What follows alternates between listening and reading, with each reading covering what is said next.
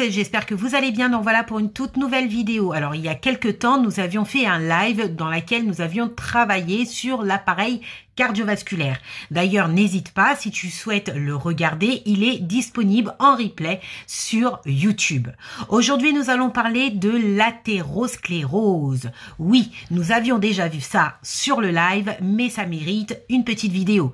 Puis ensuite, eh bien, je t'invite à rester jusqu'à la fin, car tu auras un exercice pour voir si tu as très bien compris le cours.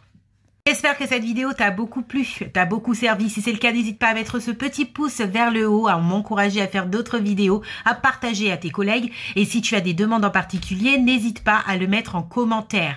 Et je suis aussi curieuse de savoir combien de réponses positives as-tu eu pour l'exercice. Qu'est-ce que c'est que l'athérosclérose? L'athérosclérose va désigner la perte d'élasticité d'une artère due à l'accumulation de lipides, corps gras, essentiellement le cholestérol, qui va former une plaque d'athérome sur la paroi interne de l'artère intima. Cette plaque peut conduire à un rétrécissement de la lumière artérielle qui va donc gêner alors le passage du sang dans l'apport en oxygène qu'on nomme sténose ou alors jusqu'à l'obstruction du vaisseau, thrombose. Bien que la majorité des plaques d'athérome soient stables, attention, elles peuvent persister.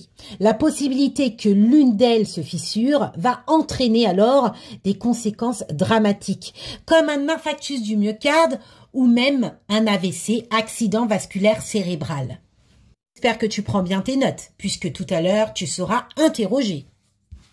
L'athérosclérose va toucher toutes les artères du corps. Attention, toutes les artères du corps. Mais les plus affectées sont principalement celles du gros calibre et moyen calibre. L'aorte, par exemple, les artères coronaires, les carotides, les artères des membres, les artères rénales et également les artères digestives. Attention, il ne faut surtout pas confondre, beaucoup de personnes confondent l'athérosclérose et l'artériosclérose. Ceci ne désigne absolument pas la même chose, les collègues. L'artériosclérose, elle, c'est un épaississement et une dégénérescence de la paroi des artères, en lien notamment avec l'âge. D'où vient l'athérosclérose et quelles sont les causes? Il faut savoir que l'athérosclérose se développe dès l'enfance. Les premières plaques d'athérome peuvent se constituer entre 20 à 40 ans sur l'aorte, les artères coronaires et voire les artères cérébrales. Tous les individus peuvent développer des plaques d'athérome, mais l'athérosclérose devient pathologique seulement chez une partie d'entre eux, pas tous. Le développement de cette maladie artérielle va dépendre de plusieurs facteurs. Déjà, vous avez la prédisposition génétique, vous avez l'âge et également le sexe. Mais c'est pas tout. Il y a d'autres facteurs.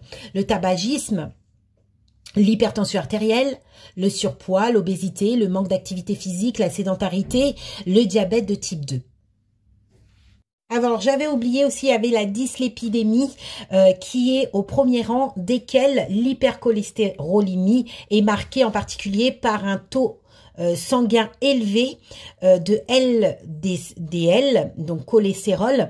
Mais attention, c'est le mauvais cholestérol. Je répète, c'est le mauvais cholestérol. Alors, quels sont les signes de l'athérosclérose et les symptômes? Donc, il se peut que vous en ayez, mais sans le savoir, puisque parfois c'est asymptomatique. Elles vont se déclarer avec l'âge, dû à peut-être à l'obstruction du vaisseau, à une lésion à ce niveau, peu importe. Mais voilà, vous pouvez être asymptomatique.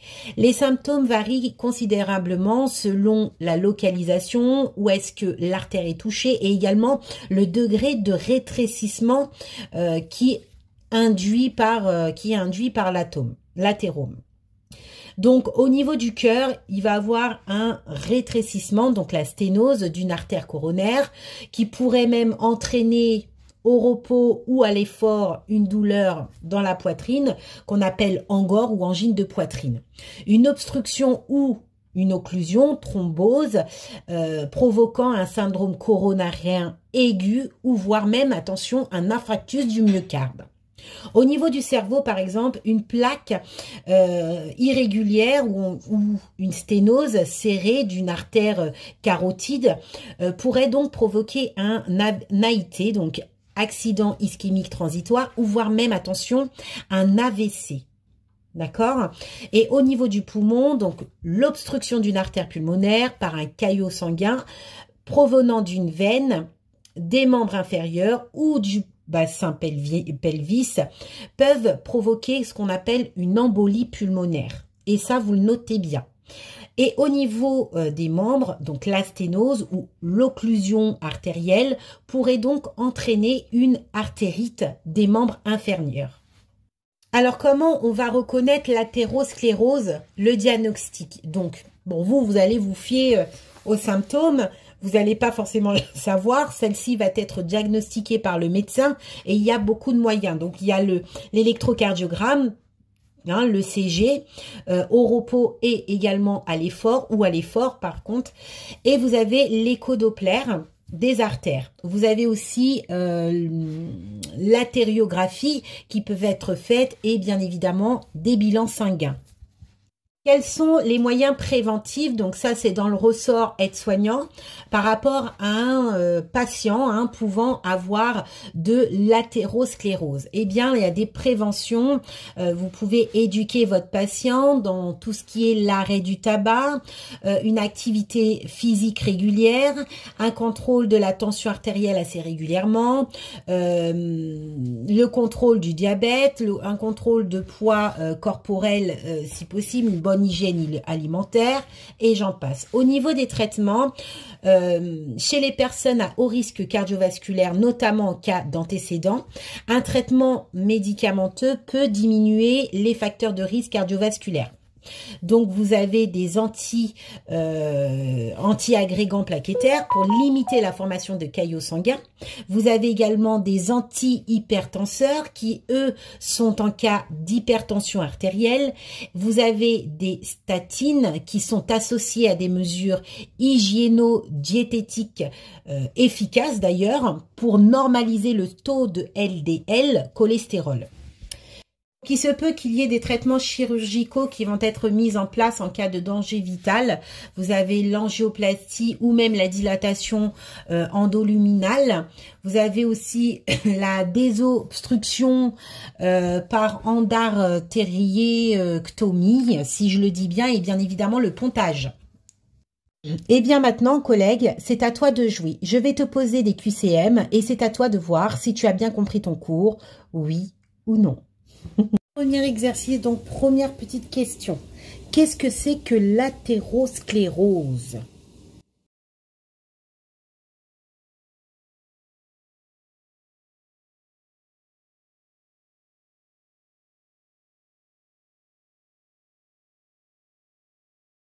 L'athérosclérose est tout simplement la perte d'élasticité d'une artère lorsque il y a une accumulation de lipides.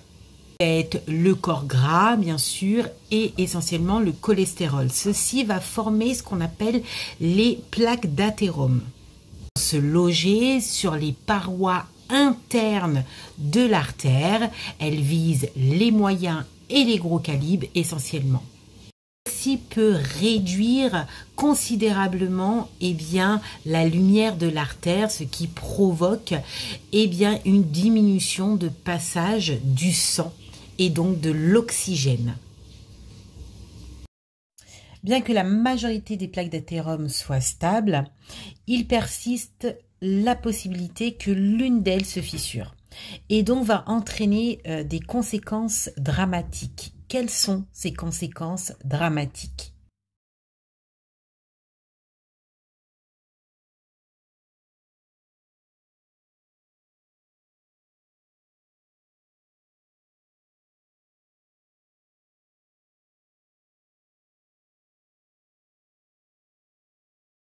Dramatique peut être un AIT, un infarctus du myocarde, voire un AVC, un accident vasculaire cérébral. On a dit précédemment que les gros et les moyens calibres sont le plus touchés au niveau des artères. Mais je veux que tu me expliques plus précisément quelles sont ces artères.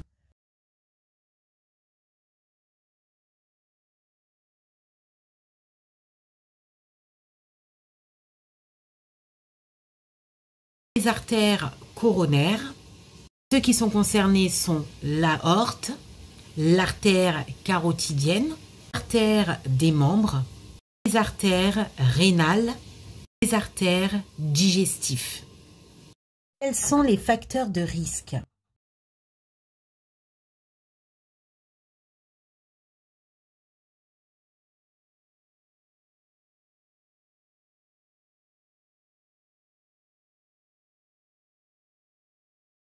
Ça peut être tout simplement une prédisposition génétique, l'âge, mais également le sexe. Il y a aussi le tabagisme, l'hypertension artérielle, le surpoids, l'obésité, également le manque d'activité physique, la sédentarité, le diabète de type 2 et j'en passe.